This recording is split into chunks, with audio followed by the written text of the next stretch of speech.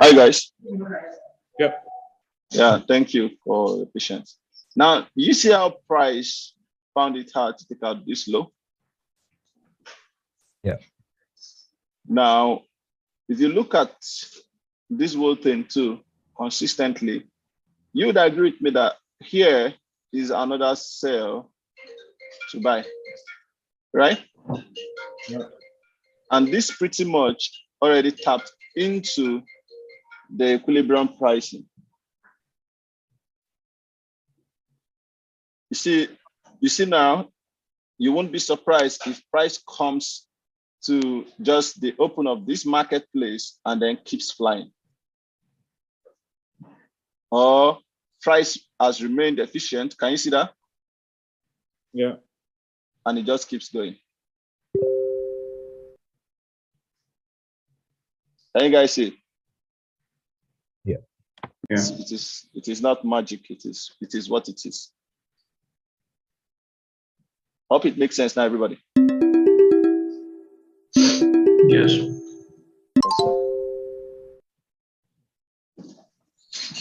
Awesome.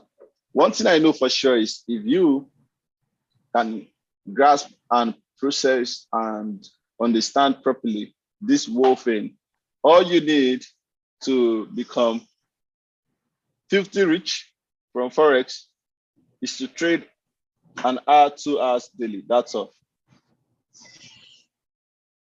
What was that you say? Trade what? Sorry, didn't hear you. Trade for 1 hour to 2 hours daily. That's more than enough. Okay. Yeah, just show up, trade for an hour or 2 hours, and that's all. Myself, I told you guys before, my trading hours is 5. I have just 5 hours that I use in trading. In those 5 hours, I can be present for 2 hours, I can be present for 3 hours, I can be present for 1 hour, but I am never present for 5 hours. But I know that is my trading window.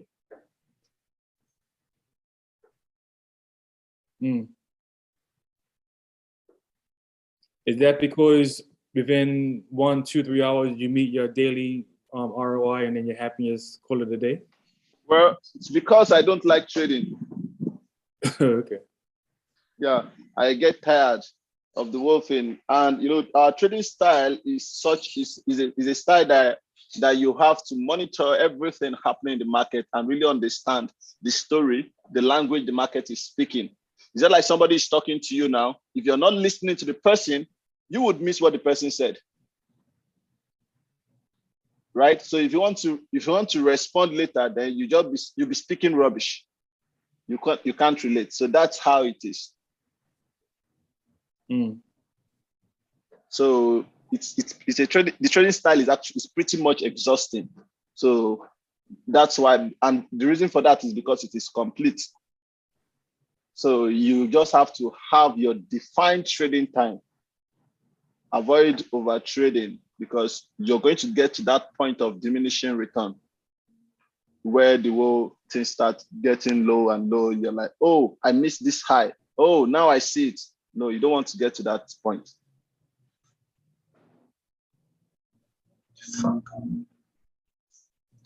Are we clear, everybody? Yeah. So you guys see why equilibrium is the only useful thing there. The others are bullshit. Unfortunately, most smart money traders just use premium and discount, and others that use equilibrium to mark their buy to sells. I see people use equilibrium to mark buy to sells, or they use equilibrium to mark a sponsored candle. Yeah, all those work sometimes, doesn't work sometimes. It's just coincidence. Shall we continue? Were the sorry, Yusuf, were these trades valid? These on this screenshot? What do you say?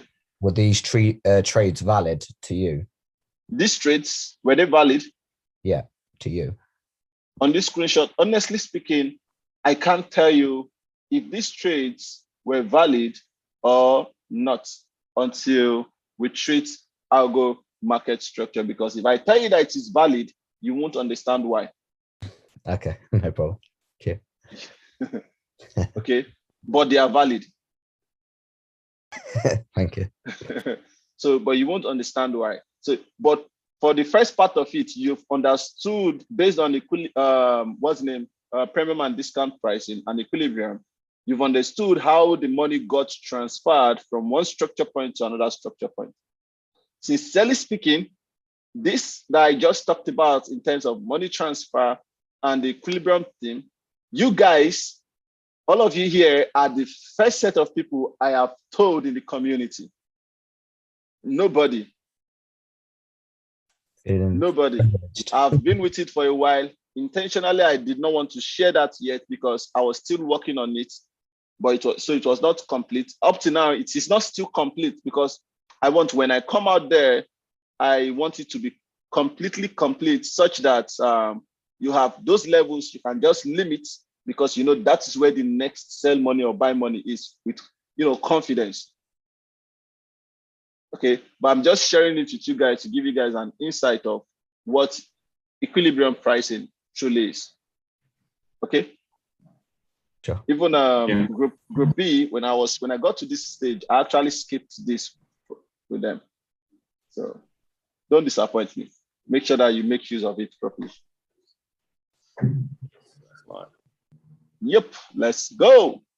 Now we're going to one of those guys that I love so much. It's called the algo market structure. Now, talking about types of transactions, we are going to skip this one. I'm actually removing it from the curriculum. Yeah, because you don't need it. You don't need it. Everything you need to know about supply and demand. This actually focused on supply and demand majorly, but everything you know about supply and demand, I already taught it. Okay, this SP transaction, I already taught you guys under liquidity. That has to do with those transactions that happen at the structural points, and that's where we have those execution orders and break-even orders. This DBD, drop-based drop, rally-based rally, whatever it is, they are completely useful and completely useless, depending on how the delivery is happening in the market. That's why the most important thing is for you to be able to build the story. Then irrespective of the structural transaction or the simple transaction, the range, all of both of them still falls under range transactions. And how I discovered all of these supply and demand levels and the ones that are useful and the ones that are not useful till I was able to refine it and everything, it was from this indicator called the volume profiler. Okay, so what am I saying? What I'm saying is this is old, it's no longer useful, as I've already taught you everything that is here. I already taught you guys. This was here because of, this was where Yusuf started from. When I started my discoveries, this was where it started from. So I already built the whole thing into a much more structured interface, which I've taught you guys already. So I'm removing this guy from the whole course curriculum actually. The new one will be unveiled today. So that's fine. Now, talking about this guy, if you use indicators, anybody here know about the volume profiler? Is that the one where you kind of take from A to B and then it just of like a leg and it shows you the volume within that leg? Is that No, one? no, it's not that one. It's the one where you just turn on the indicator and it shows you where the major transactions, where the major volumes were being traded for the day. Oh, okay. Okay, so you see how price comes to those levels, mitigates equilibrium in most cases. So like I said, I've taught you guys everything. You see how, because that was where I took out a lot of logic from and I started breaking it into parts.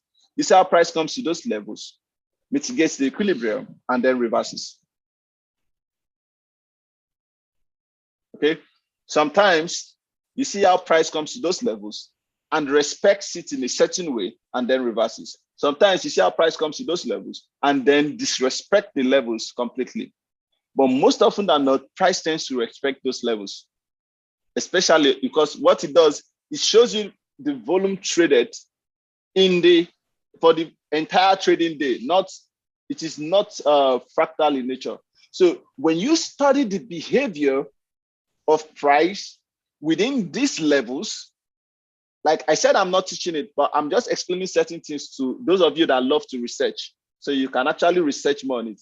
When you study the behavior of price within these levels that the volume profiler has indicated, you can begin to tell what certain supply and demand level could look like and how price tends to respect it or disrespect it. Does it make sense now? Yeah. So all of those things is what I put as a whole, and I taught you guys in demand and supply. Okay, so shall we proceed to algo market structure? Do you want to take a screenshot? You can now, or wherever it shall be cleaned. Okay, good. Let's go.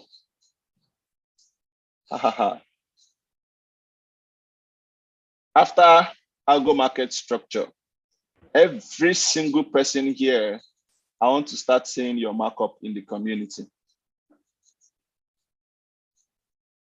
Because you should already start trading. I want to see your markups. The earlier, the better. It's best you start sending in your markups before we start doing the full testing session. Because you've gotten all of this information, implement it in your own understanding, make the mistakes if you have to. So when we get to the full testing session, you can begin to see where you falter and you'll be able to correct it immediately, and it helps you to become better quickly. But if you keep waiting for us to finish the full testing session before you jump on chat, I'm telling you there's a higher possibility of you getting confused. Okay, you've learned a number of things, a number of concepts in the past. So coupled with what you've learned now, put everything into action, unlearn what you need to unlearn. You are relearning what you need to relearn. So put the whole thing into action before our fall testing session. Because in our fall testing sessions, you are going to be blown away. Already, I know I did a little thing with you guys, but you're going to be blown away. And if you're not careful, you can be carried away. Instead of learning from it based off what you've practiced, you are just going to have something that you're excited about. But when you jump on chat, you're confused. Does it make sense, everybody? Yeah. Yeah. Good. Yusuf, do we just carry on sending them in the October group? Yeah. It's just continue in the October group. Yeah. And I didn't know if there was going to be another section to post them in. Yeah, continue the October group. As soon as we finish the final session, I would be moving you guys to a new team. And yeah, you guys will be Team Purple. Sweet. Yeah. Antoine bribed me, actually. So, I was okay with the bribe. The guys occupying Team Purple, I chased them away. Good. To them, there's been an order from the above. They should go. Thank you, boss. All right, guys. Okay. So we've been hearing MSU this, MSU that, MSU this. You've been seeing in the community, somebody would be like, oh, that was not price behavior, that was price delivery, that was not price delivery, that was price behavior, that was this, that was not this. Well, it's time you hear it from the horse's mouth, yeah? So, price. Let's go back to price. And let's go back to all the analogies I've been doing, you guys, sorry, all the scenarios and all the physical things, yeah? Price. If you pay £5,000 for an item, and you're given an item of that's worth £100, will you be happy? You'll be happy about it? Will you consider that transaction complete?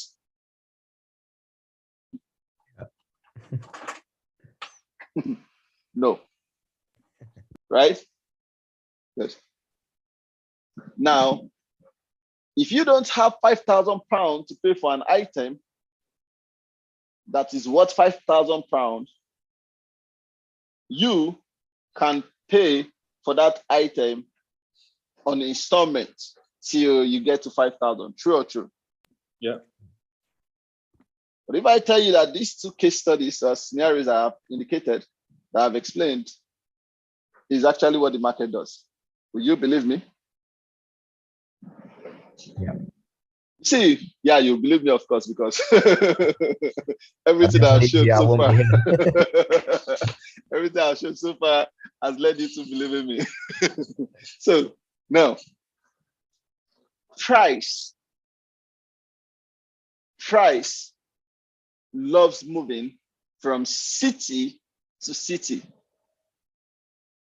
Price loves moving from city to city. You see, if I have a city here,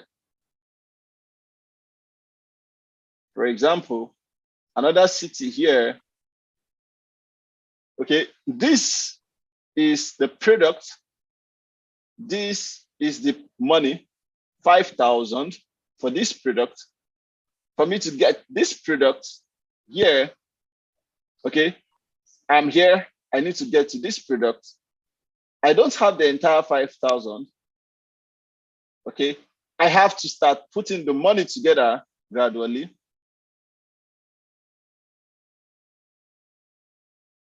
till I get here. So in flying from one city to the next city, you have to go through what? Towns. Boom. And the moment you reach this city, where's the next destination? Another city again. And you go through what? Again, you go through the towns.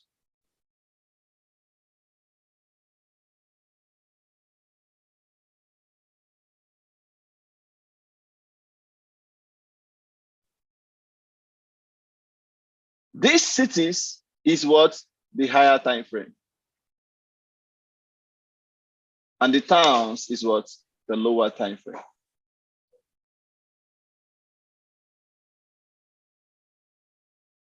We already understand that, you see, this whole thing I'm explaining here is no longer new to you guys, because you know at this moment that price hates being inefficient and it's always seeking to be efficient. And that is fractal in nature, which means you can find it on the lower time frame as much as you can find it on the higher time frame. So you see, when price lacks inefficiency on the higher time frame, it's always seeking to be efficient on that higher time frame again, city to city. When price leaves a higher time frame supply, it is more than likely going to where a higher time frame demand, city to city. But for price to get to this higher time frame supply and demand, the lower time frame has to deliver price between. That's why we have the internal structure. Does it make sense? Yep. Now, that's why you need to understand that when a higher time frame liquidity is taken, where is most likely the next target? A higher time frame target.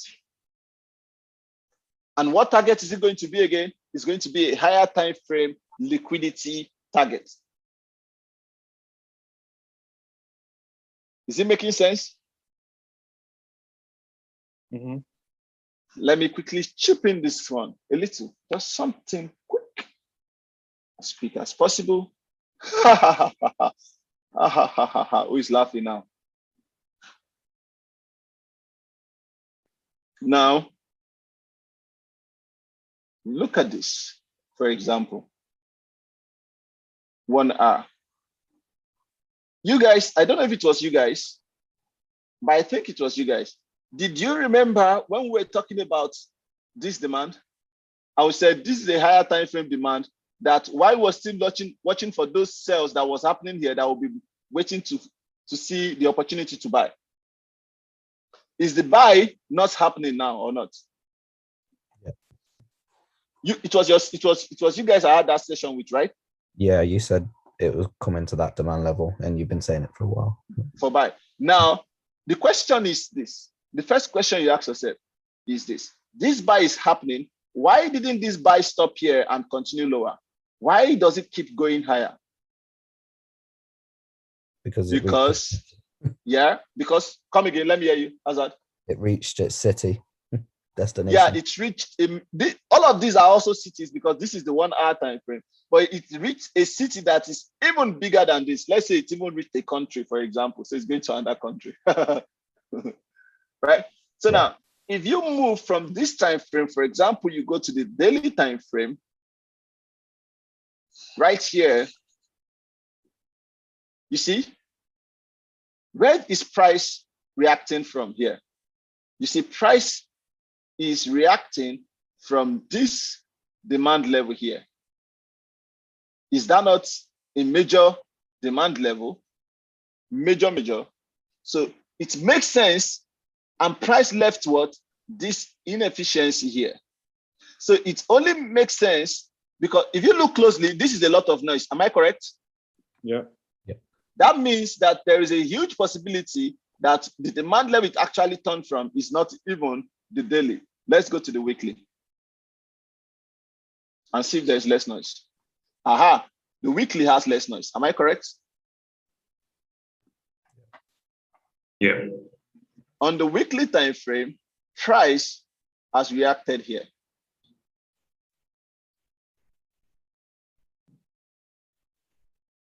Not only did price react here, it reacted even below the equilibrium pricing, which means chances are when prices come in later, don't expect price to take anything here. There's likely nothing here anymore. To more than likely break it. Do you see how that money is getting transferred? Yeah. So now as price comes here, it hits a major city. Where do you think it's going to? The next major city. We don't know what it is, but we're going to play it safe. What we'll do is we'll mark here, which is the hidden supply. And then we also mark here. Type 2 efficiency. Can you now see why price is not stopping? It just keeps going. Yeah. And this pattern here indicates that price will still go higher. You get to understand what this is when we get to entries.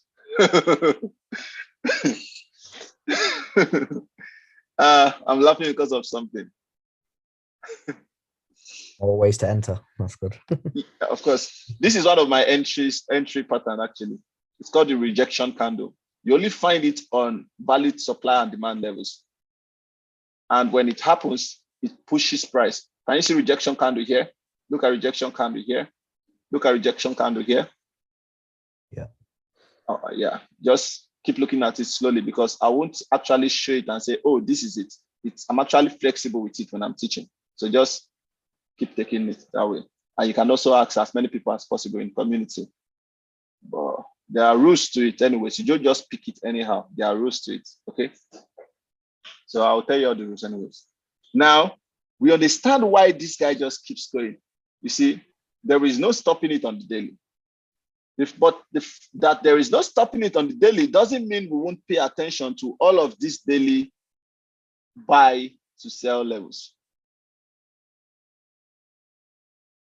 You see now, if I catch a trade here,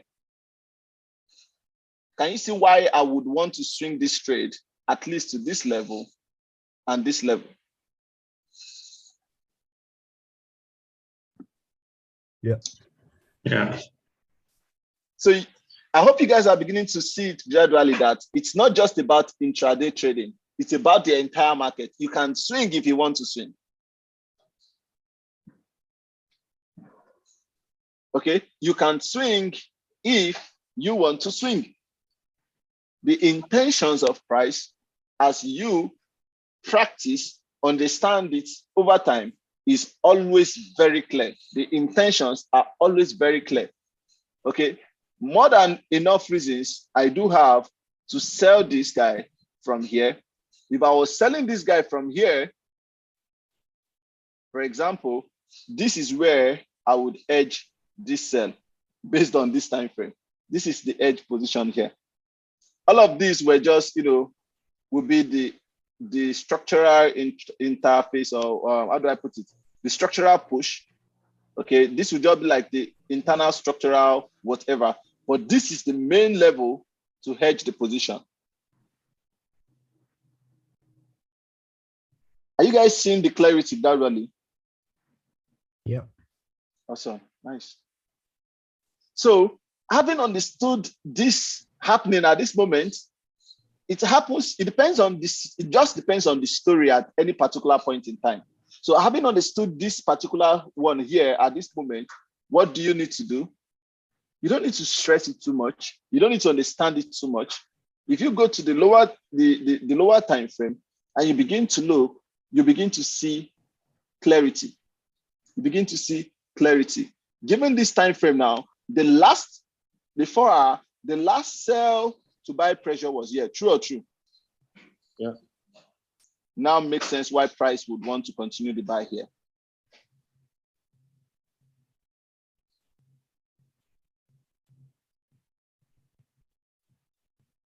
Is it making sense? Is it clear? Now, that is the 4 hour. Given the 1 hour time frame, after we understood what is happening there, so we're monitoring to look for a buy there based on the 4 hour. So if you're a swing trader, you follow the story, you can wait a little and then you catch it well. Now, that level, I'm waiting to buy my 4 hour, then boom. On this day, what happened? Price went lower. I like, wait, is this fake VOS inducement? But then it didn't mitigate here to go higher. So, oh shit, I'm not looking into that. But then I know price is already here. So I'm looking for a buy opportunities. And that would enable me to catch some buys here. If you look at this, where is the next city given this time frame? The next city is where? Here. That's the next liquidity level. Am I correct, everybody? Yeah. So since I know this is the next city, this push here, do you think that push will just go up straight forward? No, it's going to give me lower time frame, this. And since I understand this higher time frame target, given this 1 hour time frame for intraday purpose, I can now leverage on the lower time frame and catch so many buy opportunities here and catch this entire move. In between, depending on what I see on the higher time frame, on the lower time frame, I'll also consider to hedge my trade somewhere here because this is also efficient, bearish.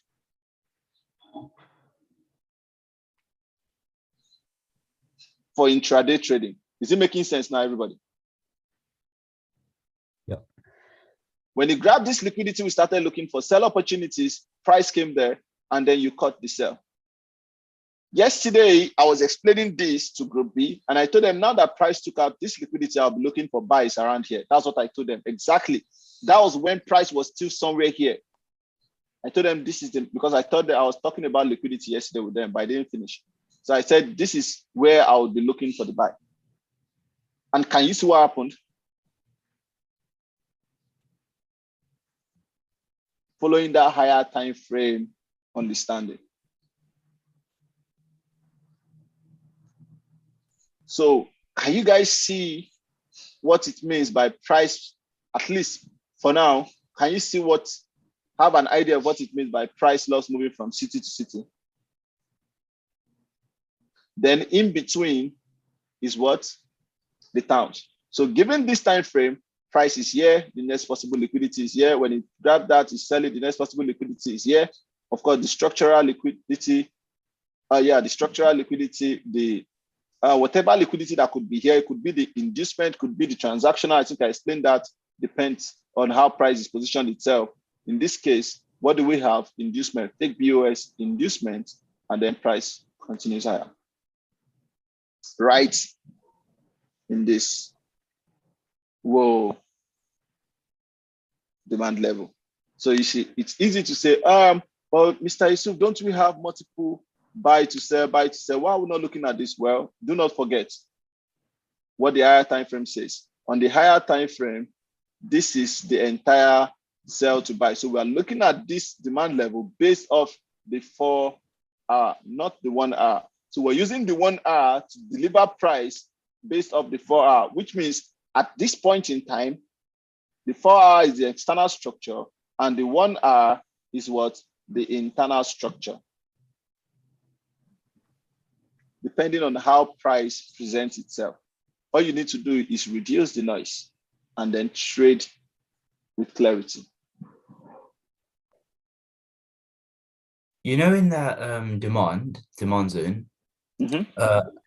like, wouldn't you have expected after this fake BOS, like after this fake BOS, wouldn't you have expected it to take this low out, that do an MSU? Now, first lesson you learn, Anil, never have expectation of price. Yeah. Never have expectation of price. Are we together? So now, the question you ask yourself is, where are you in the market? Yeah, you're on the higher time frame supply demand. Am I correct? Yeah. Could price go lower? Yes. Could it go higher? Yes. No expectation. What happened here? Price grab liquidity. We'll say possibly inducement liquidity, right? And for that reason, we'll look for a sell opportunity here. Right? Since we are on the higher time frame demand, for that reason, we'll look to hedge that our sell with a buy, anything from this demand level here again. So whichever plays out, this is the 1 hour time frame. You'd have taken partials. Whichever played out will determine what happens. Then this eventually played out. And then at that point, you're like, okay, this city perhaps is now moving to the bigger city. So no expectation whatsoever. Okay. There's nothing like I'm expecting here to be induced. No, if it gets induced, fine. You know the levels where liquidity is sitting. So if you only trade it when that liquidity is taken, if it is not taken, you're looking at the next level that liquidity is sitting. That's all. No expectations at all. Okay. So it's like, if it does that, then that happens. And if it takes that. Exactly. If it does this, then this happens. If it does this, then this happens. No expectation at all. It's just like a programming language. Okay. Thank you. You're welcome. So I have one question about the liquidity cycle. Yeah. Ask. For example, like here, you take transactional liquidity, right? Where? This Here. low? Now the high. No, that's at this point here, are we delivering bearish or bullish? They are bearish. Bearish. So transactional liquidity can only sit below here. Remember, transactional liquidity, that's why I said, especially for transactional liquidity, I said that is the only liquidity you have to be careful about. Why? Because what you need to understand about transactional liquidity first is by removing the word transactional and see it as liquidity level. That's all. Because it can also become inducement liquidity too, in some cases. But you can't tell until it happens. So what we do is we always assume that it is transactional, but it could also become inducement. So what really matters is that you see it as just a liquidity level. Yeah. Does it make sense? Yeah. So this is the next transactional liquidity. But when price took out this high, for example, if price proceeds to take out this low, it becomes really, really confusing because this will be fake BOS, this will be inducement. However, this can still remain transactional liquidity too. where since price is still delivering bearish, it can just be for correction to continue lower too. So, Yeah. but if you confuse yourself with that, you wouldn't know what to do. So all you just have to do is understand that liquidity was here, it's been taken, and you're looking for a trade. You buy this trade, you edge the trade here, and whatever happens, fine. Okay. Yeah. Yeah. You're welcome. So, for example, sorry. No problem. Okay, you take this liquidity, right? Mm-hmm. So then, in which part of the cycle you're just like, for example, here you're waiting to take this structural liquidity. The liquidity cycle comprises of 4 things. Okay, it comprises of 4 components. The first one is efficient price action. The second one is inducement liquidity. The third one is structural liquidity. And the fourth one is what? Transactional liquidity. Now, here, right now, we are in the liquidity cycle. Boom. Yeah, inducement. Inducement, that's what you would say. You see that? Now, Yeah. but here is a higher time frame what? Demand level. Yeah. Okay, so where you are in the liquidity cycle right now is the 1 hour inducement liquidity. However, on sitting on the weekly demand. 1 hour and weekly, which is superior? The weekly. The weekly. So given that instance, what you need to do now is based on that 1 hour time frame, you pay attention to the efficient price action for the buy. Yeah. So now, as you pay attention to it, you also pay attention to the liquidity for the buys too. So you catch this one, and boom, when this one comes here, you catch this one, and then you wait. You're allowing price to set out its story better for you on the lower time frame based off that weekly demand level. So the moment price took out this level, it went higher. They're like, okay, let's just keep watching to see what happens. This is transactional liquidity, but let's just see what happens. And more importantly, seeing what happens here, it is best to go to the 4 hour or the daily because of what? This is the what? The weekly. So you build the story slowly downward. You don't just build the story, all of a sudden you saw something on the weekly which is of a stronger bias. Because of how do you know it belongs to the weekly? Because there is less noise in that level on the weekly time frame. Am I communicating now? So you can't just jump from the weekly and then the next thing you're doing is what? The H1.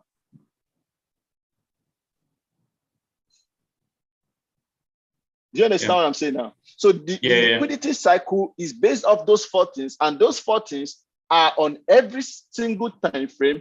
So in combining those time frames, that is the time frame structure analysis. In combining those time frames is now has to do with how you take the whole thing slowly, step by step lower or step by step higher in terms of internal and external structure. Does it make sense now, Nicholas? Yeah. Thank you, Joseph. You're welcome, brother. Like now, I say, oh shit, I don't even know what to do now.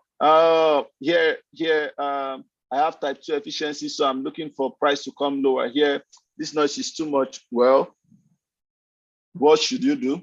Don't stress, go higher. Less noise. Aha, this is clear now. So what we need to do is we'll pay attention to this level and then this level. Then we'll see what happens. It's as simple as that. Less noise.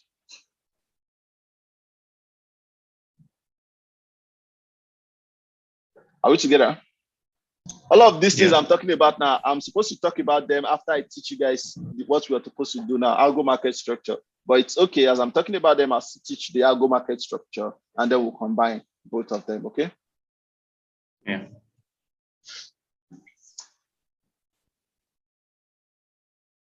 Good. So you guys understand city to city now, major to major. Anybody got any other question?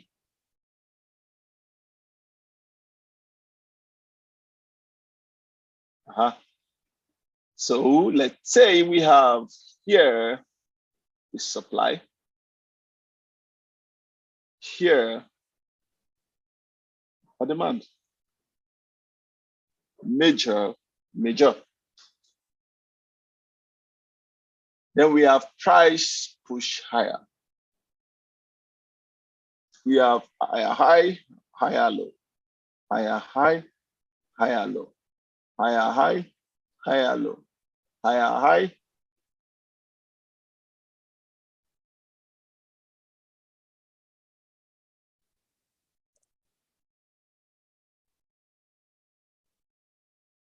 Break of the structure. So now, with this break of the structure, do I sell here? Nope. No. Why? Why can't I sell there? It's not took the liquidity. No liquidity, no inducement, no trade. See? You guys are learning pretty fast. On the first day, if I asked this question, everybody would be like, yeah, we have break of structure, we should be selling from the extreme. Am I correct? Yeah. Smart money concept. But now, the story has changed. Can you see that you're actually better than what you thought you were? That is the good thing about the algo way of trading. You don't need to force the unlearning. It just leaves you naturally. Except you are the one forcing yourself to still stick to the unlearning part of it. No liquidity, no trade. Now, price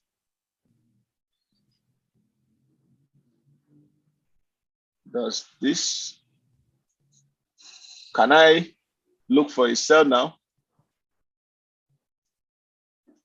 Not yet. Yeah, I can. Let me just leave this guy. Yes, I can. Why? Because I have MSU. Am I correct? Yeah. Good. Now, pay close attention. Right here, we will say I have initially what I had was a BOS.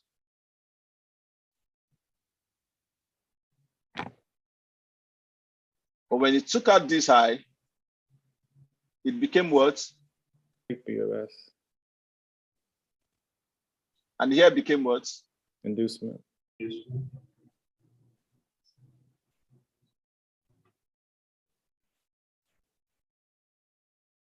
Then this is what? MSU. Mitigation. Mitigation.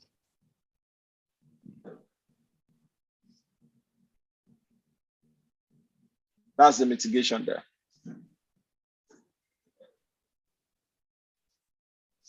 Okay, so altogether, that's what the MSU. Am I correct? Yeah. Manipulation setup. Now, this low, this low to this high, the leg that caused the fake BOS and then led to what the inducement is what we call the valid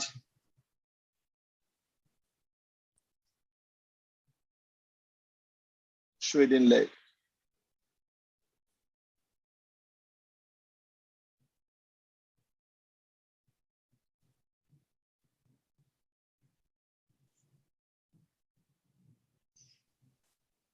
That is what? The valid trading leg. Remember, Azad, you're asking me, would I pick that trade? These are some of the reasons why I will pick that trade. The valid trading leg.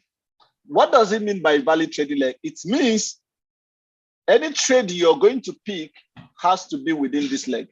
If it is outside this leg, you don't have a trade anymore.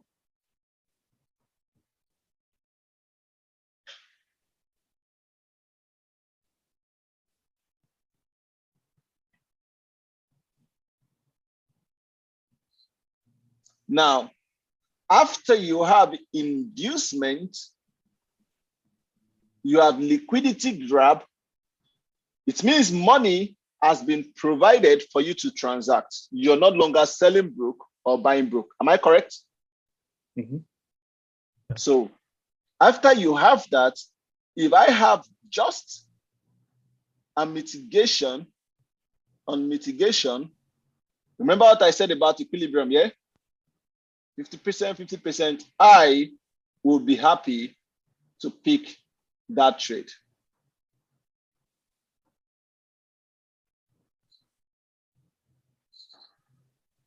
Within my value trading leg. Are we together, please, everybody? Yes, sir. Boom, Okay. boom.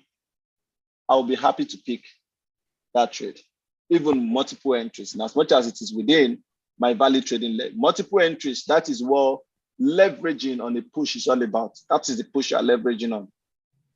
Be price behavior, price delivery, structural and range inducement, everything here, everything is what we are talking about right now. It is taught together, it's not taught separately. Now, within my value trading leg, there are certain type of candles that I might see here that would enable me pick those entries either quickly or later on. Now, I could have, for example, rejection candle, which you get to understand, or engulfing candle, which you also get to understand.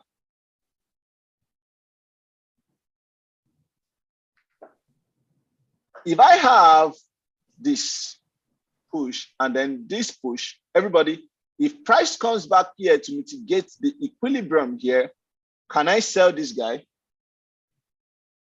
No. Oh, I'm clapping. Everybody got the logic now. I like the way you guys unanimously said no. Because we are already seeing that it is inefficient above. So you see, even the fact that it is within your valid trading leg, it was not still valid for you to pick that trade. Because of what? Inefficiency. Price action. It is inefficient. And the first rule is never trade from inefficient level. So you see, all of this here is your lower time frame. This year is your higher time frame. More or less, this year is your internal structure. This year is your external structure.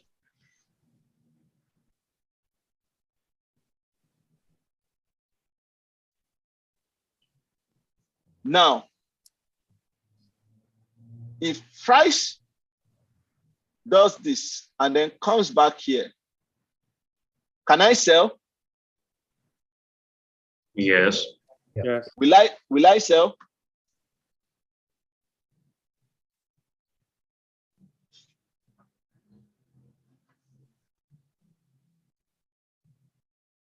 That's one thing I like about this part, this agro market structure. It puts everything you've learned so far to test. And that's how the market is exactly. Agro market structure is the closest education you could have to the market, combining everything that the market entails. Can I sell? Everybody said yes. Will I sell? You don't have MSU, but No what? you don't have an MSU. So I won't sell. Even within the value trading leg. Why? Because inefficiency has been left, price has regained efficiency, which means I can sell, but I won't sell except I have an MSU within that leg before I can sell this leg, before I will sell that leg. Is it making sense, everybody now? Mm-hmm. That is why you shouldn't have any expectation All you can do is just watch. Yeah, at least just keep listening to the language. Keep listening. And when it says go, of course, quickly you run to the door. Close it. She said go. So what are you waiting for? Close the door. Just a quick question, Yusuf. Yeah. So like the trade that I posted earlier, price obviously did something like this, but it didn't create an MSU. It just did this. And you said that was valid. Yeah, it was because it grabbed a liquidity. It grabs structural liquidity. Okay. Did you see that trade? It grabs. I know the trade you picked. You might not have a full understanding of why it was valid, but look at it. I'm opening the trade now. Let me show you. Yeah. Based off, let me just share that screen and show it to you guys. I think that's where I know I would have took the trade, but I don't always know the reasons why.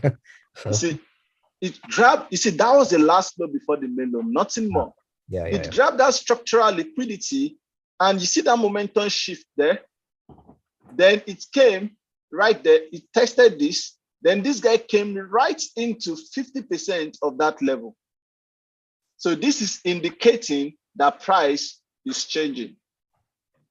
And more importantly, if you look at this here, that got to that level too.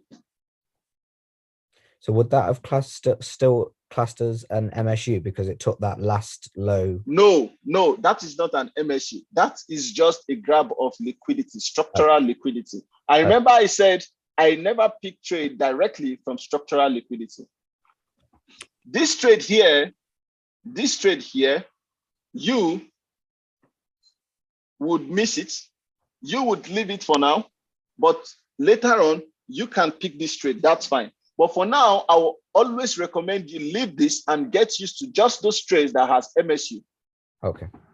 Gotcha. This trade here is based off money transfer. Yeah. And at the moment, I am not adding money transfer trades to your trades yet. I want you guys to just focus majorly on MSU trade, catch that consistency, then I will chip in money transfer with you. Perfect. Okay.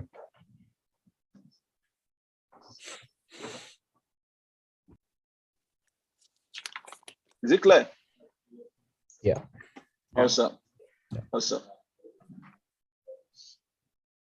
You see this trade from yesterday, very sweet. They say trade is sweet, very, very sweet. Look at, and you still find them today. Fake BOS or fake BOS inducement, then what? Lower time frame.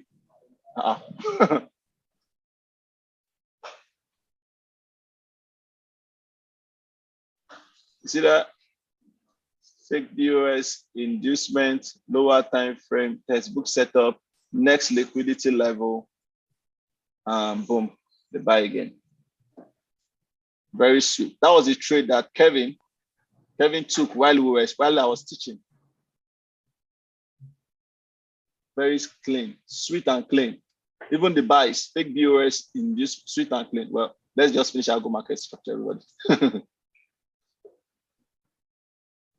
Yusuf, is there a certain amount of pips that the market will take liquidity from? So no, there's none. Remember, it is fractal in nature, so it doesn't need any amount of pips. It just does what it wants to do.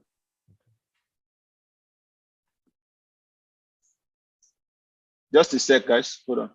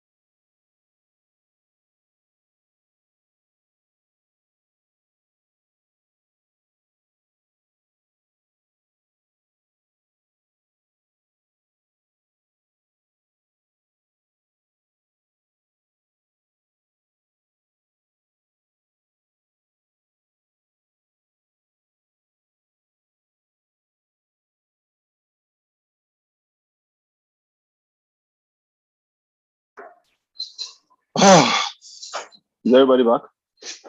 Yeah. Yeah, Anil. Can't see Anil. I can't see Nicholas.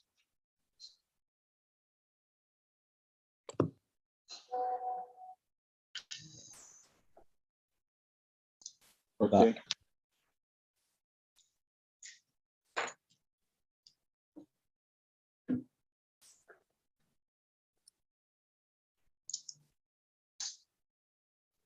Shall we? Or somebody wants to ask any question? Nope. You can Honestly, the education's amazing, Yusuf. I'm learning a lot. Thanks, bro. I appreciate it. Appreciate, man. Sure.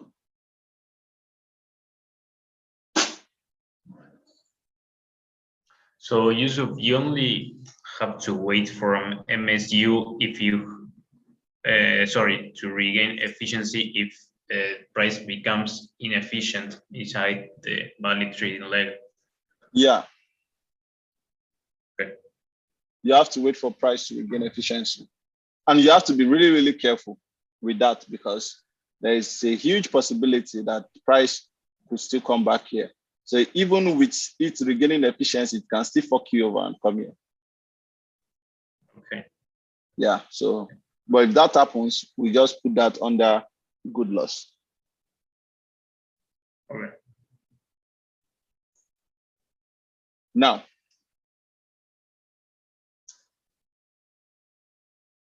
let me just leave it that way. Okay, so let's say price does that and boom, price goes lower.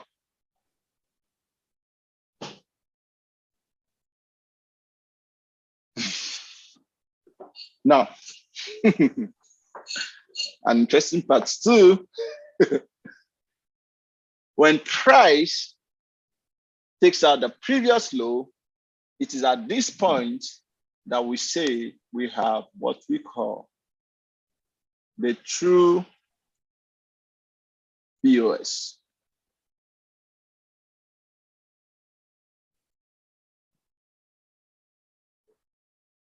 The initial was fake, then we have the true POS.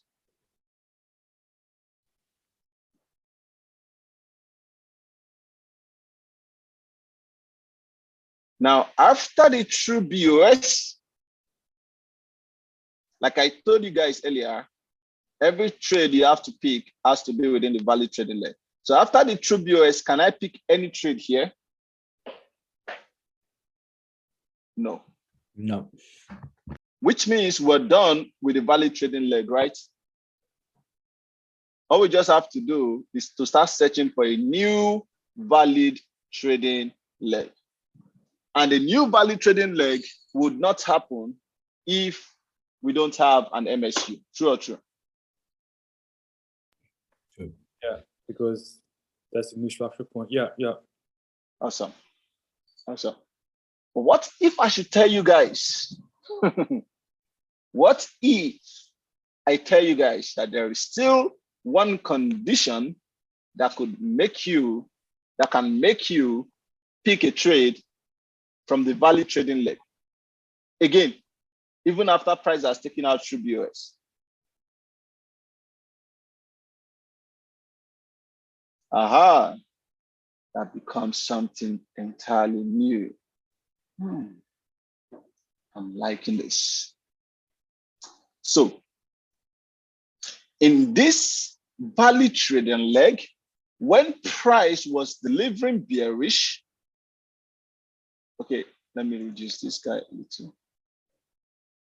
In this valid trading leg, when price was delivering bearish, there were levels where you had imbalances too.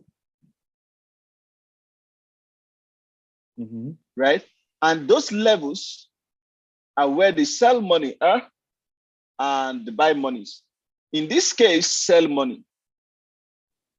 Right? Now, looking at this low, the first sell money that we have in all of this push downward is here. Why is it there? Because that is where you have the next inefficient price action. Somewhere here. Am I correct?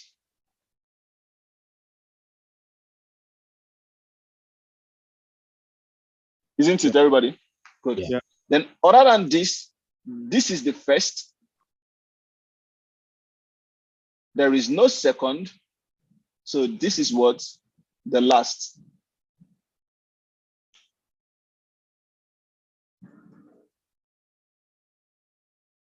Are we together? What do you mean by there's no second, but the last? There is just two levels with imbalances in this push. So if it is more than one, then we say, oh, this is the first, this is the second, this is the third, this is the last. Okay. Okay. So now, this is the first, this is the last sell money. If after the true BOS, price makes a direct pullback to the last sell money, you can sell this guy directly.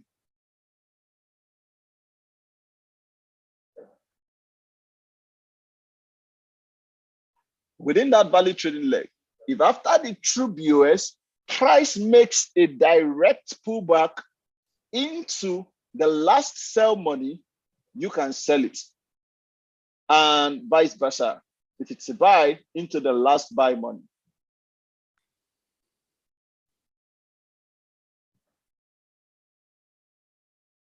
Now, the question is, what is a direct pullback?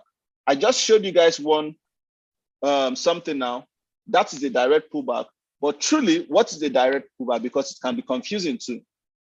You see, after you have price making true BOS, if price does something like this, can you see that this is a new structural point? Shallow, right? Isn't it? Yeah. But is that external or internal? Everybody. External. External. Thank you. It doesn't matter if it is shallow or not. What matters is it is happening outside this structural point.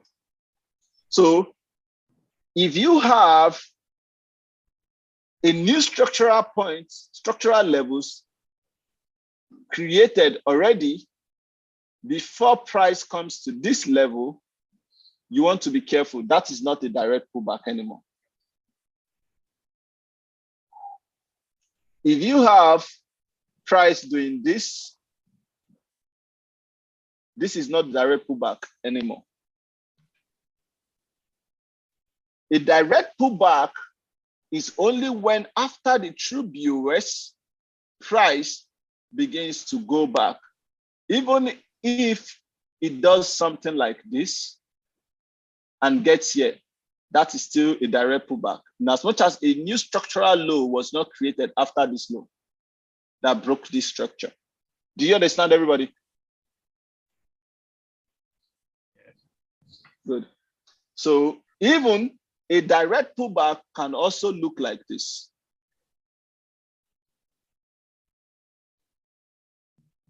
Is it wrong to say, okay, a direct pullback would be if the pullback happens within the external level, the external points, structure points?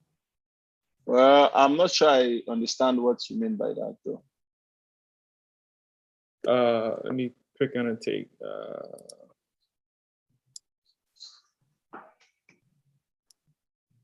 Okay, so we have the true BOS, right? Mm-hmm. Now, if price has the pullback and it goes within this line here, would that be considered direct? I mean, does it have to happen within the direct pullback point? Is only considered a direct pullback if it doesn't create multiple structural points here and if it comes to the last sell money. Okay. If it's stopping anywhere here, we're not interested in that trade. So we don't consider any, it's a direct pullback, but it's not our trade. It has to be into the last sell money. All right. So it's coming back here, for example, is just regaining efficiency, that's all. We don't have a trade there. So the only condition for you to pick a trade again from the valid trading leg is if it is a direct pullback to the last sell money. Is it clear, everybody? Then you can sell this guy directly. You don't need to wait for MSU before you sell. But if you have MSU, that's fine. Price will just do its thing. So your own is just to capitalize on it. Mm-hmm. So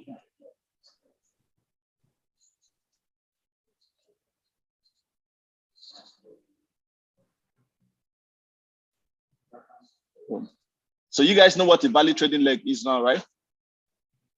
Yes. Good. Because I'm going to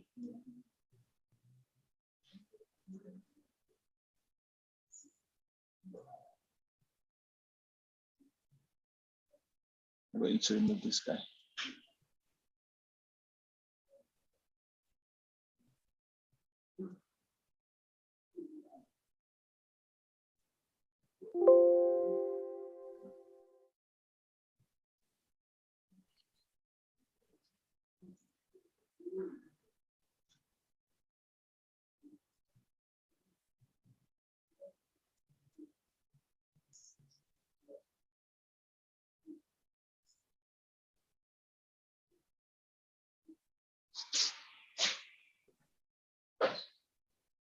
Now, you have stuff like this.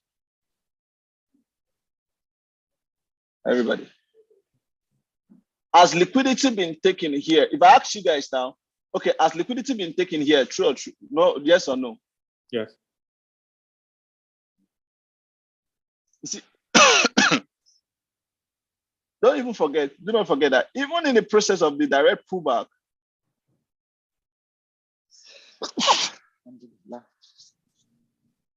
even in the process of the direct pullback, you could still have price do this. You see that? And you catch the buy. That's how ping pong. Then it comes here, you catch the sell again. Like, what the heck?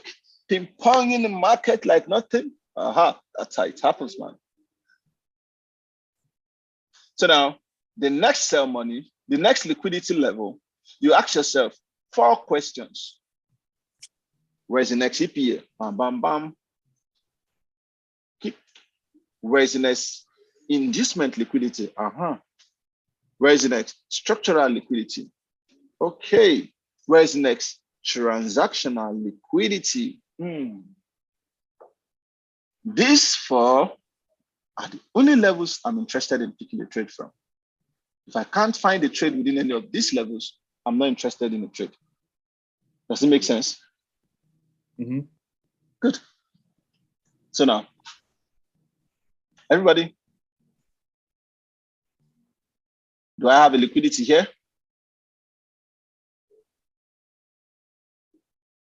Yes or no? Yeah. Yeah. It's taken. What liquidity do I have here? Transactional.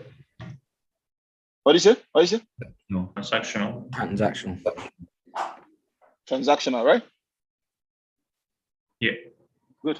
So you see, was there a liquidity here initially? Yeah. What liquidity was that? Structure. But fortunately, price took this. So I know now I'm expecting a buy, right? I know a buy is coming. I'm saying this, but I know a buy is coming, isn't it? Then when I look up again, what do I have? Ask yourself, where's the next EPA? Obviously, it is here. This ones are taken. So now let's start with the question. Where's the next EPA? It is here, isn't it? Yeah. When price comes back now, they will say, oh, it's efficient. So anything, once price gets here, I can start looking for a trade based off MSU to sell. Am I correct? Where's the next structural liquidity? Where is the next inducement liquidity? Everybody? Can you annotate on the screen? Let me see.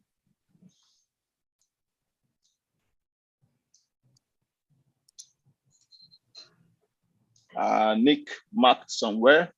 Antoine, Anil. Others. Is everybody marking? Awesome.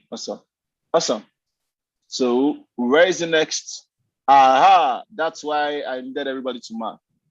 Dev, why did you mark this? So that might be an inducement as well. Aha, you see what I'm saying? That's why I needed everybody to mark this. Because this price is inefficient here. This you marked is a liquidity level. See that? It is a liquidity level. Mm. However, price, this is not an external structure. Is it? It is not, right? Yep. It is internal. Had it been when price was here, it hadn't taken out this high, I'll be looking at here as my next inducement liquidity. Gotcha. Do you understand? But the moment price took out this low right here, my next inducement liquidity is now here, because this is the external high, external low. These are all internal push or substructures. Do you get the point now? So now, does it mean that there is no liquidity here? No, it doesn't mean. It means there is still liquidity here. Remember when we talked about liquidity, we said it's sitting on every highs and every lows in the market. If price comes now to this level, I won't sell this and say this is inducement. No, I would watch what happens afterwards to determine if I would sell or not. Do you understand? Gotcha. But preferably, the next level of liquidity that we're going to pay attention to is what? The inducement liquidity, which is here. After we paid attention to the EPA here, the next one is what? The inducement liquidity here. Then everybody, after that, the next one is what? Structural liquidity. Can you mark the structural liquidity, the next available structural liquidity here? Thank you. Right there. Does it make sense now? Gog, Dev, right? Good. Yep, sure does. Now, so if price comes here next, we say it grab what? Structural liquidity. Do we sell? Do we execute this trade from there? Everybody, do we? Should wait for an MSU. We wait for an MSU. You know liquidity has been taken, but you have to wait for an MSU before you can sell that. Why? Because price can just take out, can do this before it drops. Do you understand? Yeah. Price can induce that high before it drops. Are we together? Is it making sense, everybody? Yep. Now, but but the thing is this: I can actually sell from here directly. Somebody asked me why. Nobody's asking me why can I sell here directly. It's already took lots of liquidity. Now, the reason why I could actually sell here directly is two. The first reason is that I know that price had already become efficient here in terms of equilibrium pricing. So it might not take out this high. That is the first reason. The second reason is I probably am already in the buy trade here after I knew liquidity was taken. So this buy, I'm just trying to hedge it with this sell here, knowing that liquidity has been taken. Do you see that logic now? Yeah. Those are the two reasons that could make me sell directly. So you see, we are not selling the structural liquidity directly. We're selling based on understanding of transfer of money and the liquidity there. Does it make sense? Yeah. So if price, let's do all of these guys.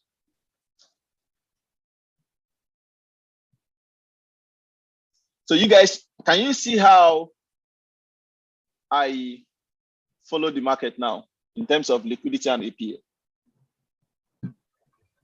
You can see how my mind reads the market step by step. That's how it goes continuously every time. Now, let's say price goes up,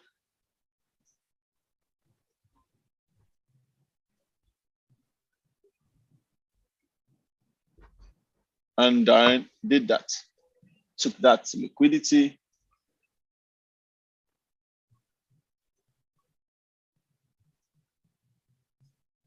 and then started to go down.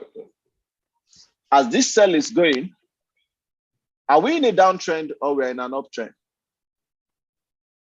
In a downtrend. Downtrend. In a downtrend. Okay, we are in a downtrend. Now, let's say as price pushed lower, where is the next liquidity?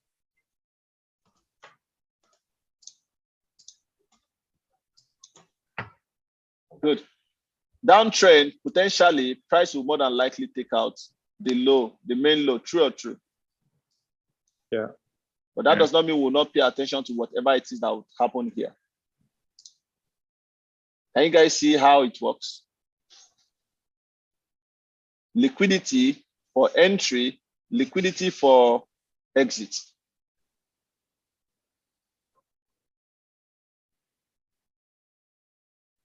Is it making sense? Thank you. Now, that could happen. So let's say this was what happened. Boom. Price took out this high. Do we have an MSC or not?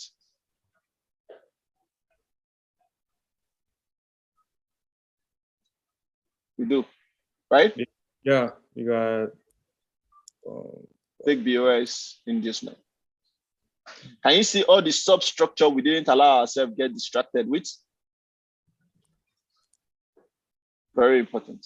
Now, another thing to note is, did you guys notice fake BOS inducement for the buy? And here to here is the value trading leg. A direct pullback will mean that price came here directly and then you want to buy. Am I correct? Mm-hmm. Good. Now that you know that I'm correct, let me give you guys the rule to direct pullback. A direct pullback is only picked in the direction of the trend. If your trend is an uptrend as identified by you, depending on how you build your story,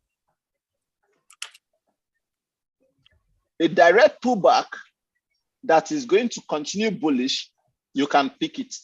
However, a direct pullback that is going to continue bearish, never pick it. If it plays out fine, it played out.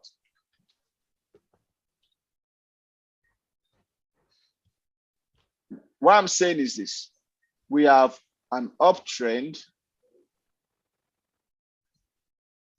For example, I have a direct pullback.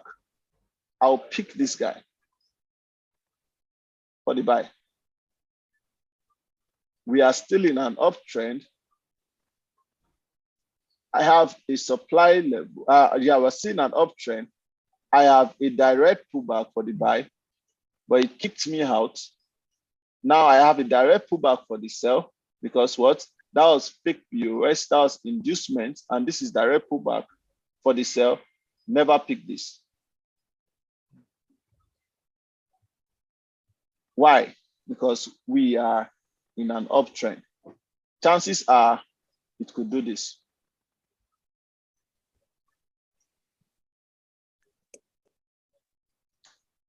Now, that's why it's important to understand what time frame you are currently trading. In this case, can I pick this direct pullback for the buy? Yes, I can, because I know liquidity has been taken. We are currently delivering bullish.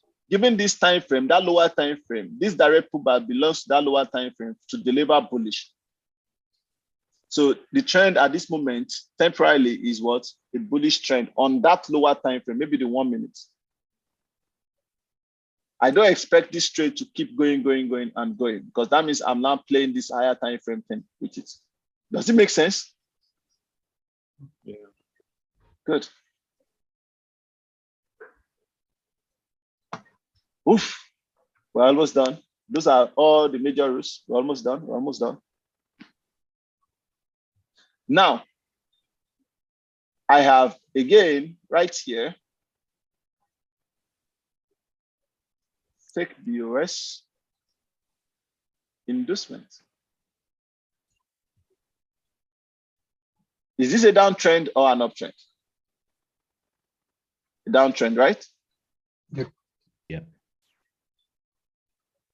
So we can pick that mitigation. Right, everybody? Now, you see, in this case here, it will make sense if this is an order block, for example, it actually makes sense if I put my fib and I drop 50%, because price didn't get to equilibrium. It's possible price turns from equilibrium here and drop.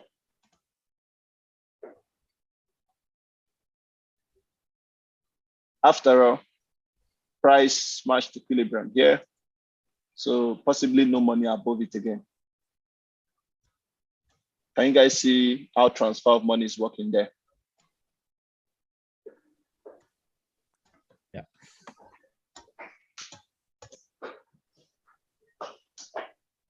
Now, if you look closely, you would see that this was a supply. And this supply right here, before price smashed got into this supply, we also had what we refer to as fake BOS and inducement and mitigation here for the buy.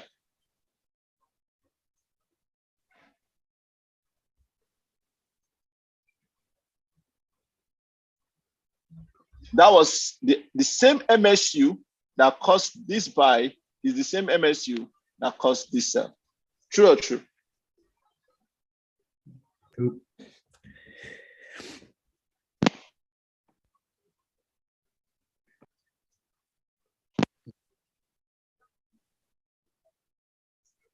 Are we together? Yeah.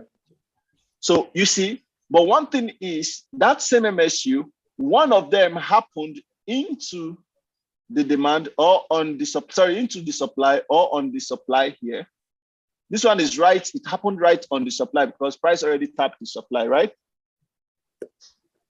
Then one happened away from. So we can say it happened on the supply, and it can also happen into the supply, whereby the mitigation is what hits the supply. Do you understand? That one is into the supply. Then we now have it again away from supply. So that is where we have price behavior and price delivery. You see, price behavior, they are both MSU, okay? Price behavior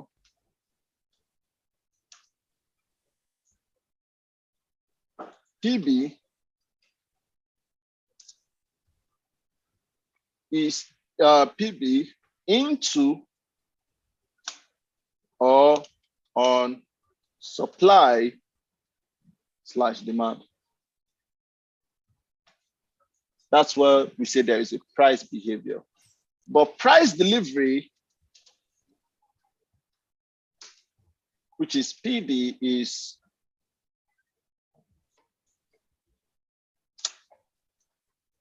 away from supply or demand.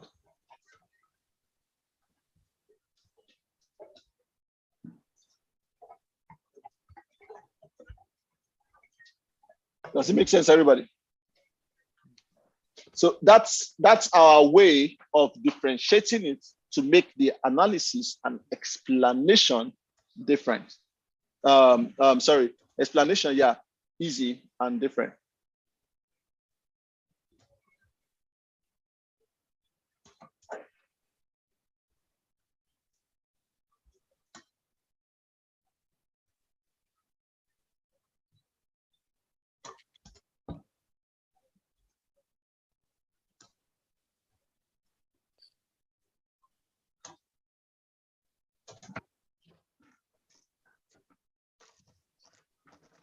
Yusuf, can you just go over that one more time? Because I'm like lost. Okay, I'm coming. Just about that price behavior. So Price, look at this. Hold on. Look at this. I'll draw something new. You see, in a downtrend, for example, you have lower low, lower high, lower low, lower high, lower low. Can you sell? If price comes here, it's efficient, right? So can you sell here? Yep. yeah. Yes, you can. Now, the MSU, let's say price, let me use another color. Let's say price continues higher like this. The MSU, can you see this? That you get fake BOS inducement into this supply is referred to as price behavior into the supply. Oh, yeah. But the MSU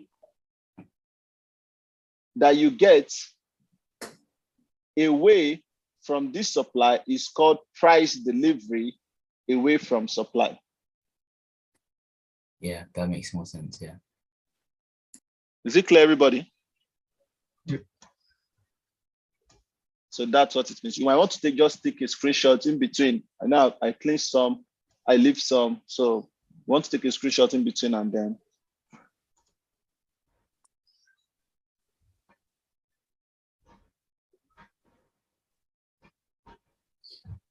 So in this case, this is this particular MSU that went into this supply. Here, this is price behavior.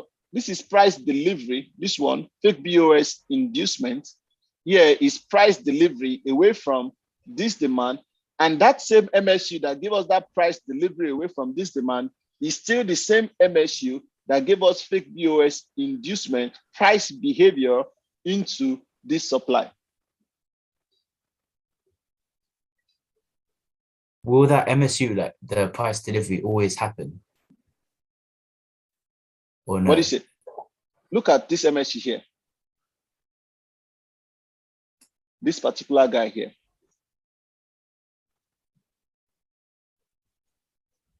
Can you see it? This particular guy gave us fake POS inducement mitigation here for us to buy. And it was still that same guy, that same structural level that gave us fake POS inducement mitigation here for us to consider selling again. So when it is created for us to consider selling from this supply, it is called price behavior into supply or on supply if it's already on the supply. But when it is delivering away, in this case, you can see price is delivering away from here, isn't it? So when it is delivering away and you have MSU, that is price delivery away from supply, away from demand rather, yeah, in this case. Is anybody still unclear? I can still show more examples, don't worry. Just let me know. Understood. Understood, okay. Everybody understood? Yeah. Awesome.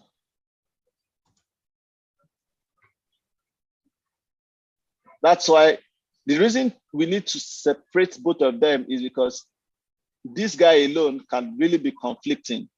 When you get there, it's twisting your head, but no, once you can tell which is which, then that's fine. You know how to manage it.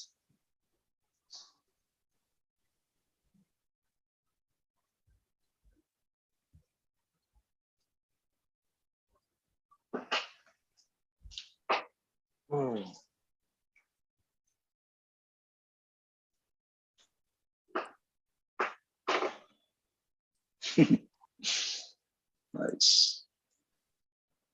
Let's continue.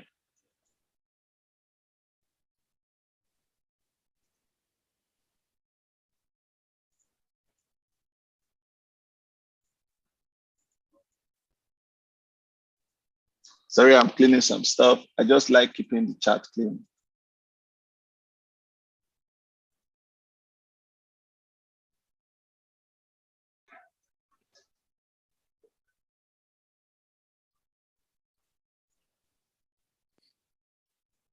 So you see, when price mitigates, for example, goes like that,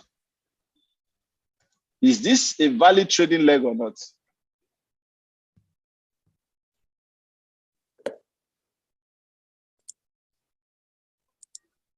Are we in a valid trading leg or not? From here to there. Exactly. We're in a valid trading leg. So you see, price does this, for example, boom. Do you sell? Yep. Yeah. Yeah. Absolutely. Now you sold this guy, price does this, and then price does this. Do you sell again?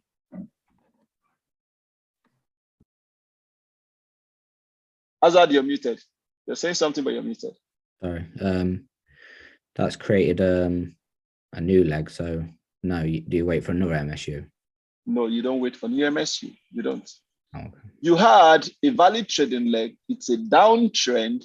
You had MSU here that made you sell here. Then you had true BOS, and then you had direct pullback to the last sell money. Then you sell again. Okay. Yeah.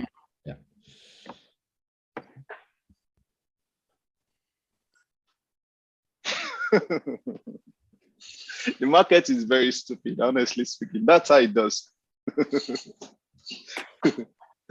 You see why I was saying you don't want to be trading for long hours. Just make your money and get out. Except you just want to wait and swing trade, then you wait, pick your trade, and then forget about it too. So that's fine. Yusuf, do you ever hold kind of your full margin on a swing, or is it more just partials? If you I don't swing, unfortunately. Okay. Yeah, I'm okay with I believe in compound interest, so I'm okay with compounding my account every time I trade. Then yeah, makes sense. But if I want to swing, I'm going to hold full margin. Okay. Yeah, I'll just hold it to the next higher time frame liquidity level, depending on how I see the cycle for that time frame.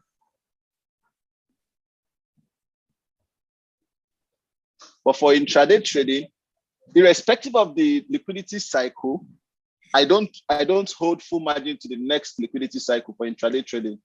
I take 80% volume off at 12 pips to 15 pips. That's how I do my plan. Then I can now hold the remaining volume to the next liquidity cycle and I look for my next trade. Reason for this is because I use fixed lots. So on the average, when I take 80% off, there's a huge possibility that that trade has given me 10% of my account. Did you say 12 to 15%? Yeah, 12 to 15 pips. 12 to 15 pips, yeah.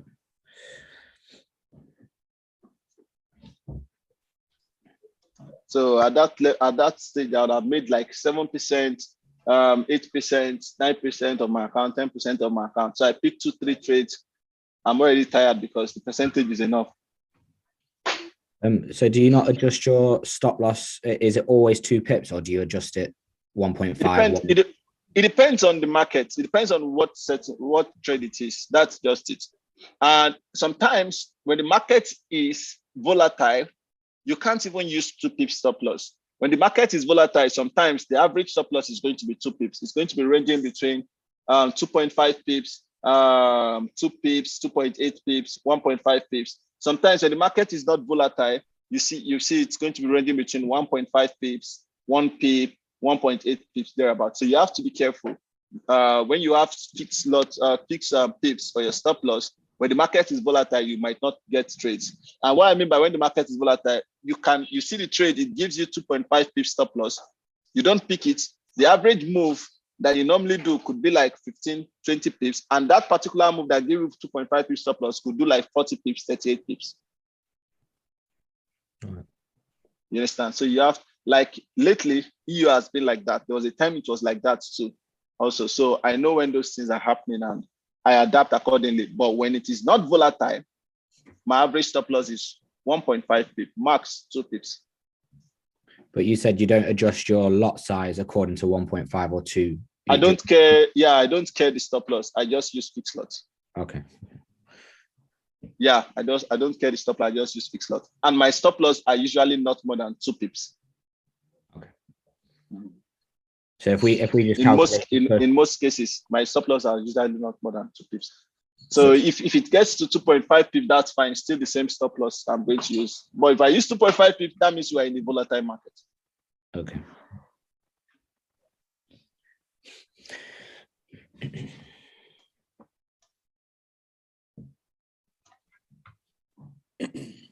So if I use 10 standard lot per 10K account.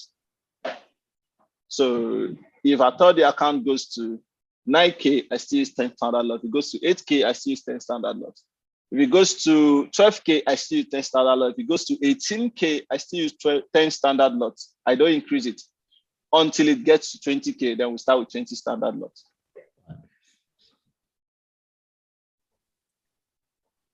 At some point during boot camp, before it's over, do you go over the benefits of standard lots versus a percentage of your account size? Come again? Will you be talking about trade entries as far as the benefits of using standard lot versus a percentage of your account? Like people always say no, not during boot camp. I've done that before in a community course. So at some point in the community course, I'll talk about that. Okay. Trade management and all of that, tricks management. So those comes in community course, not in boot camp. All right. And we're going to have a lot of that in December, actually. Great. I finally take a break for the year. Perfect.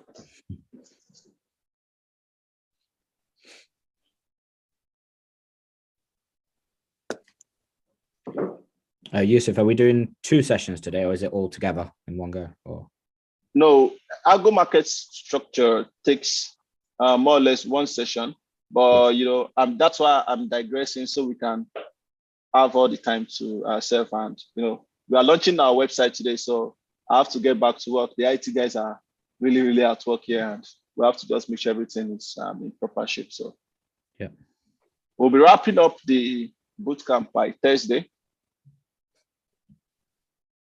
So we'll be starting by 11. Oh shit, I mixed that.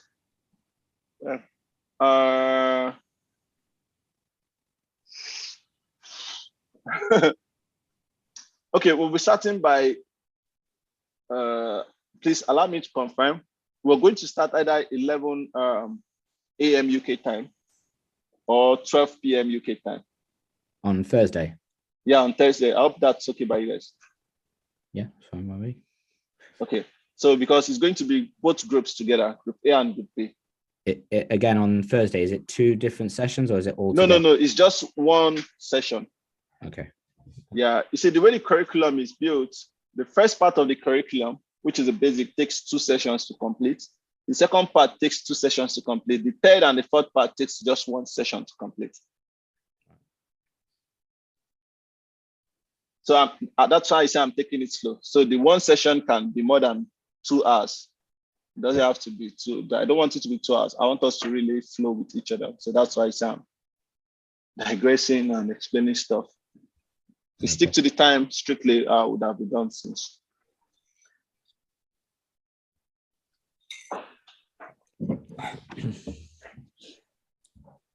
Okay, so now that goes there. Sometimes, let me add this. Sometimes the price will just come to this structural liquidity, gives you a trade, comes here, you try to hedge the trade, it gives you price behavior into supply, you sell, and then it goes down, then it does something like this again, and then it goes down. And that's how you see somebody getting in here and there, here and there. So it catches this buy here, sold here, sold here, sold here, bought here, sorry, bought here, sold here again. Like, damn, this guy is good, but that's the secret, man. Algo market structure, the algorithmic delivery of the market. As you follow it, you see the efficiency. If you notice what I'm doing, it's not being stupid. It's price. You're getting efficiency, mitigating efficiency. Can you see that? Price does that. And somebody will be so focused on this level here. Oh shit, it didn't come. Next time. Don't worry, your POI is coming. And it's still waiting with his limit order. And oh, fucked. So shit happens. I've seen so many traders like that where they'll just mark that POI, go away from the charts, and they'll just set an alert. And by the time it's got there and it just doesn't do what they want to, and then they get demotivated because their trade didn't work out that they've been waiting for so long. Yeah. Cycle of It's crazy, man. It'll be fine.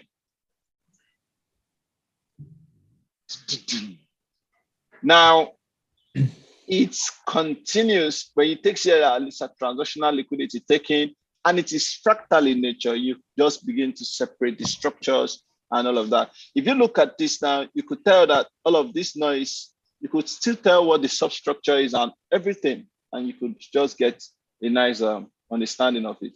So you see, somebody might make the mistake and say, this is fake BOS, this is inducement. No, it is not, because price took out this. This is just a level with liquidity that price can take.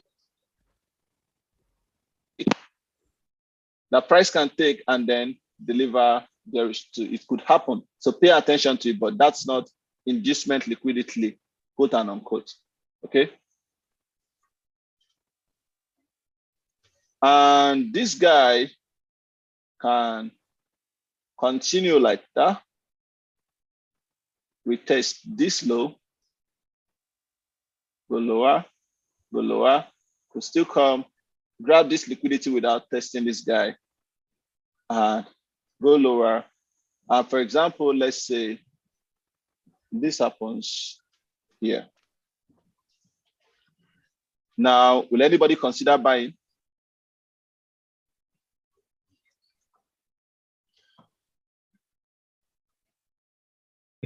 You need EPA and MSU. No, there's already an MSU, isn't there? Oh, it's So you would buy. Yeah, see that's how it goes, man. For everybody. Gradually. For a PD. Yeah, exactly. Can you see that fake BOS inducement? There was the price behavior into this demand. Yeah. PB into demand and then PD away from demand. Yeah. So the cycle goes again. That level of nesting efficiency is here. So you pay attention closely here or whatever it is that could happen again.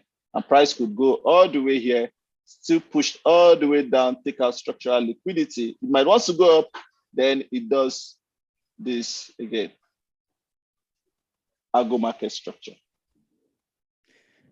Yusuf, when I was doing a drawing, you said that this, I just wanted to show this marking here. What would this be classed as? What kind of liquidity, this middle section here? It is inducement liquidity. That will be inducement. Yeah, it's inducement. Even inside kind of like a substructure. Yeah, it's inducement. It is sitting within this. It is only when this takes this out that we'll be careful about this. It's no longer inducement. The inducement is down here. All right. Okay. So this is just a low with liquidity. So I was getting confused with that markup I did. You know, the one that you said that wasn't. Yeah, I know.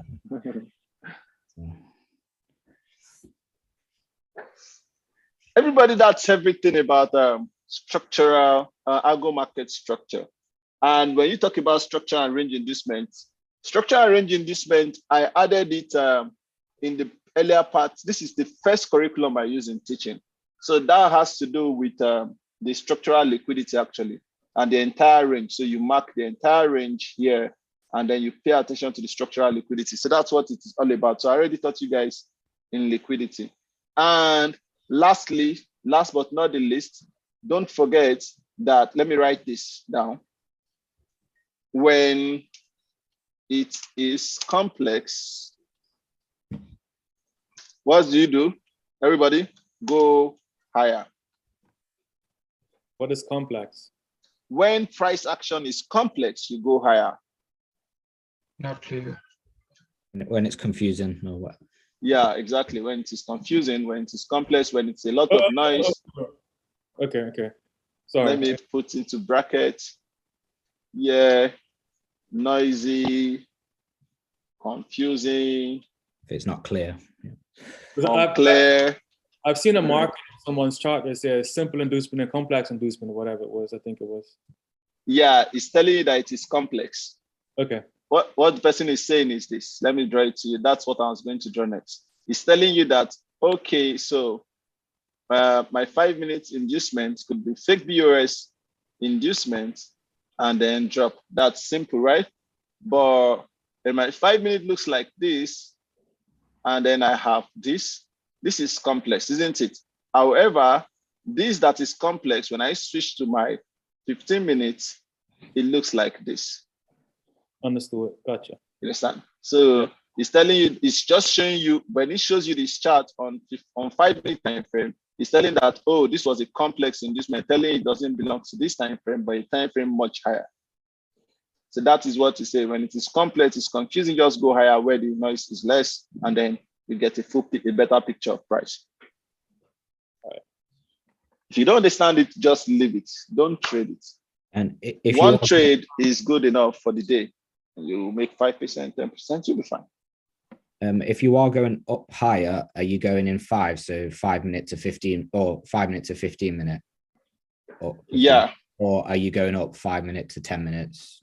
Or whichever. No 10 minutes. Remember when we treated internal and external structure, I never mentioned 10 minutes. Only those time frames that I mentioned that I use. Yeah. So if it's complex, no 10 minutes. Next. Yeah. If 5 minutes is complex, go to 15. 15 minutes is complex, go to 1 hour. 1 hour is complex, go to 4 hours. 4 hours is complex, go to daily. Daily is complex, go to weekly. Yeah, makes sense. Thank you.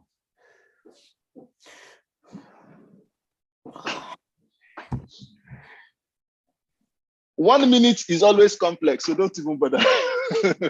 Just use it for your entries. Majorly.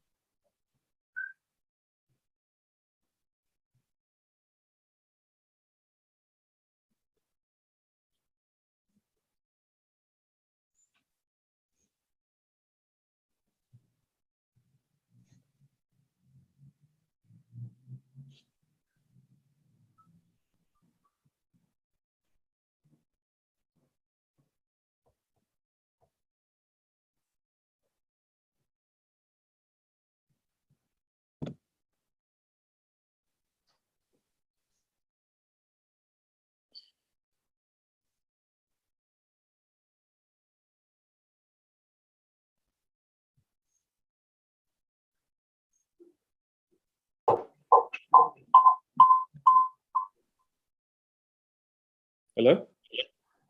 Yeah. The wicked echo. I know, right? My headphone was low. I didn't charge it, so it died just now. So I had to join with my iPad. Okay. And use the iPad audio so that we can hear me clearly.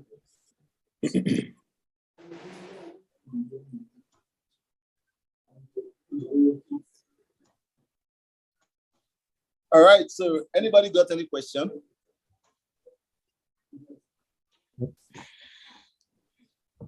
Oh, actually, Yusuf, in terms of versus the trading plan, is that going to come after next Thursday session? Would you say the full?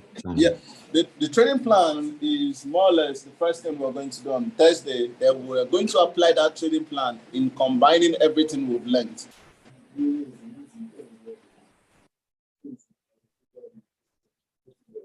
Breaking up again, Yusuf. I'm breaking up. Yeah. Okay. Yeah, you're back Is now. it better now?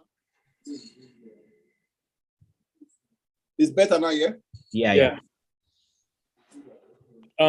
Habib posted a question in the chat. Did you see it? Yeah, Habib, your network was bad when I was talking about it. So the best I can do is I'll let you know when I'm having the session with Group B. I haven't talked about that, so you join them and get that information from them, because I have other things I have to quickly attend to now, actually. So don't worry, I'll let you know, okay? As for the training plan, as I said, that's the first thing we're going to tackle on Thursday. Then we're going to now build everything around it for the top-down analysis and combining everything together. Yeah. I was more thinking, just because you said to post some markups into the group. It'd probably help if we had like the structure. That was all. Yeah. So like I said before, all you need to do for now in terms of trading plan is go to the Discord community.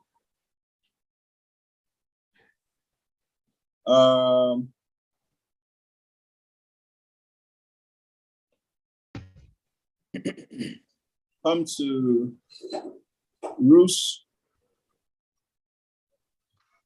and then follow this. Okay. Follow everything here for now, because that's basically what I'm going to be talking about too. Yeah. Okay.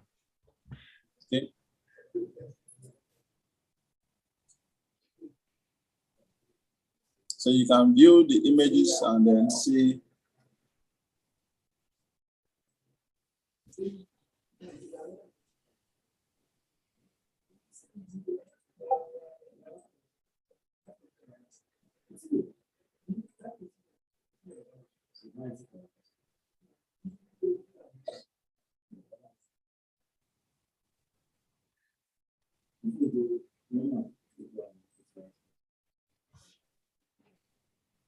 Why is it opening like that?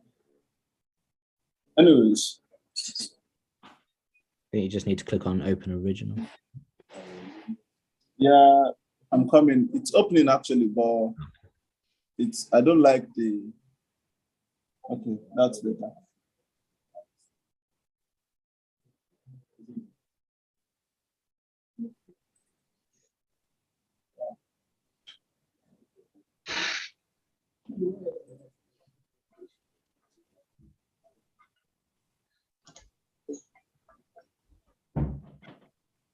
See my screen here? Yeah. So you see where, which is where are you? In between H1 structural liquidity, delivering bearish. What do you see? 5-minute MSU delivering bearish. Then here, this is the first trade where in between H1 structure, yeah, that's the same thing there. What? 5-minute delivering bearish entry, M1, entry on M1 for L5 structural liquidity, target next H1 structural liquidity and H4 demand. You see that? Where, the what, the how, and then your target. Now, this is a bigger picture of it. Can you guys see it now? Yeah.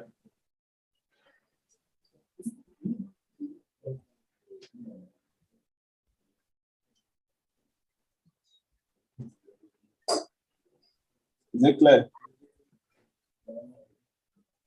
Look at how price took out equilibrium,